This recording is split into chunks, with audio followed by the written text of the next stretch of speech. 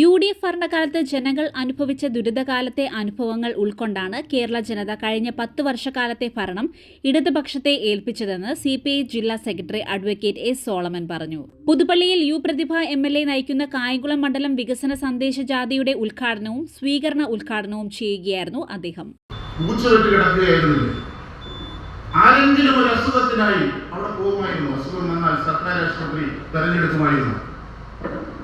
UDFന്റെ 5 വർഷക്കാലം രാജ്യത്തിന്റെ പൊതു ആരോഗ്യ രംഗത്തെ തച്ചുതകർത്ത് കളഞ്ഞില്ലേ? അതൊക്കെ സ്വകാര്യ മുതലാളിമാർക്ക് വലിയ നേട്ടങ്ങൾ ഉണ്ടാക്കാൻ ആ കാലയളവിലാണല്ലോ കേരളത്തിൽ ഏറ്റവും കൂടുതൽ സ്വകാര്യ ആശുപത്രികൾ ഉണ്ടായത്, ബിസിനസ് ആയിട്ടുണ്ടായത്. കോടികൾ മുടക്കിക്കൊണ്ട് വമ്പൻ വ്യവസായികൾ കേരളത്തിൽ കടന്നു വന്ന് ധാരാളം ആശുപത്രികൾ തുടങ്ങി UDFന്റെ കാലത്ത്.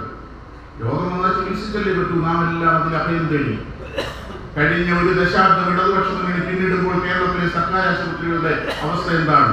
നാം എല്ലാം അതിന്റെ ഗുണഭോക്താക്കളാണ്. നമ്മെ എതിർക്കുന്ന UDFകാരടക്കം അതിന്റെ ഗുണഭോക്താക്കളല്ലേ?